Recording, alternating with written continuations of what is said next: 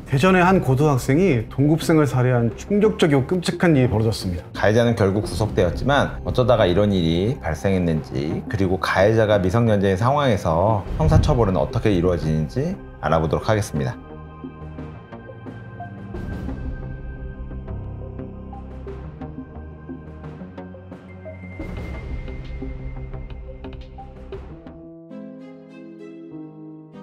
일단 아직 모르는 분들이 계실 것 같아 요약을 드리면, 대전에 사는 A양이 낮 12시에 친구 B양의 자택에 가서 B양을 때리고 목을 졸라 숨지게 한 혐의로 긴급 체포가 됐습니다. 그리고 도주 우려가 있어 당연히 구속영장이 청구됐고, 영장 실질심사 5시간 만에 발부되어 구속되었습니다. 여기서 주목할 점은 가해자, 피해자 모두 고등학생이고 만 17세 미성년자라는 점입니다. 저희는 직업이 변화하다 보니까 사회적 이슈가 되는 사건이 발생하면 내용을 자세히 들여다보는 편인데요. 근데 이 사건 가해자가 진술한 내용과 정황 증거가 조금 많이 다릅니다. 뉴스 기사마다 말이 워낙 달라서 최대한 신빙성이 있도록 제가 한번 조합을 해봤습니다. 가해자 A양과 피해자 B양은 입학 후 친하게 지냈던 사이이고, B양이 최근 절교하자는 이야기를 해 B양의 물건을 가져다 주러 집에 갔고, B양과 이 문제로 이야기를 나누게 됐다. 그런데 B양의 말에 다툼이 생겨 우발적으로 범행을 저질렀다는 주장이에요. 이후 A양은 곧바로 자수를 했고요. 여기까지가 초기 경찰 조사 때 밝혀진 내용이죠. 근데 여기서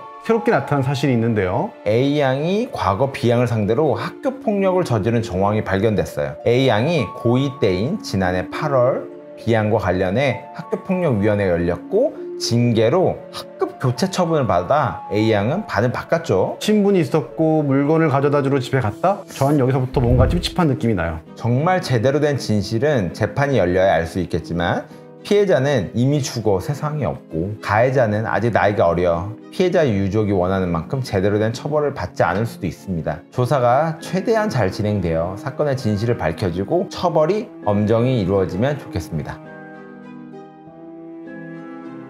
남 변호사님, 살인죄는 형량이 어떻게 되죠? 살인죄는 형법 제250조 제1항에 따라 사형, 무기징역 또는 5년 이상의 징역에 처하게 됩니다. 그런데 가해자가 미성년자인데다가 자수를 했네요. 그럼 형량이 많이 줄어드는 건 아니야? 이렇게 생각하실 분들도 있을 것 같아요. 자수를 하는 것이 형량을 줄이는 데 도움이 될 수 있는 건 맞습니다. 그런데 무조건 자수했으니까 덜 혼나는 건 아니고, 해당 범죄가 중한 범죄인가, 그 다음에 자수를 하게 된 경위도 중요하고요. 감경받기 위해 일부러 자수를 한 건지, 아니면 진짜 죄책감을 느끼고 자수한 건지. 그렇다면 이번 사건 가해자인 A양은 어떻게 처벌을 받게 될까요? 가해자 A양의 나이가 만 17세라서 소년법에 따라 만 19세 미만은 소년보호사건으로 재판이 진행되는 게 일반적이긴 합니다. 그런데 아마도 살인이라는 워낙 중범죄인 만큼 형사 정식재판으로 회부되어 성인과 똑같은 형사재판 과정을 아마 진행될 것 같습니다. 형사재판으로 가서 유죄를 받는 이상 전과는 남게 되는 거겠죠? 네, 이건 당연합니다.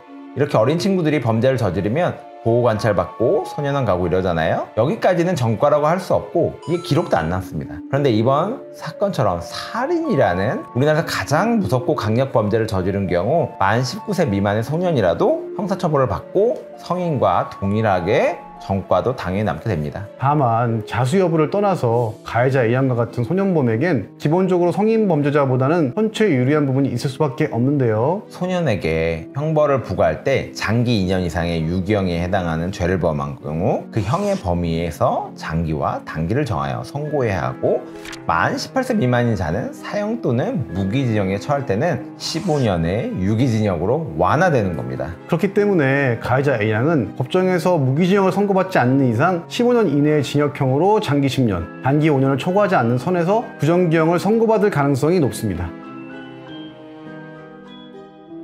이미 학폭으로 지금 가해자 피해자가 연관이 있었던 만큼 둘을 분리시키는 것이 생각보다 중요했던 것 같고, 계속 가해자 피해자가 서로 연락을 하고 뭔가 가해자가 피해자를 불러올 수 있는 상황을 만드는 문제가 있었다고 생각합니다. 그래서 학교 폭력이 조금 더 실효성이 있으려면 학교 교체보다는 전학 조치나 이런 부분들이 좀 더 강하게 나왔어야 되지 않나 않을지 그런 생각도 듭니다. 이제 외국에서는 학교폭력 사안에 대해 형사처벌화를 한다고 하더라고요. 실질적으로 벌금형뿐만 아니라 실형까지도 처해질 수 있는 경우가 있다고 합니다. 지금같이 실효성이 별로 없다면 또 형을 좀 강화해서 형사처벌 수준에 비슷하게 엄하게 처벌하는 것도 한번 고려해볼 직합니다.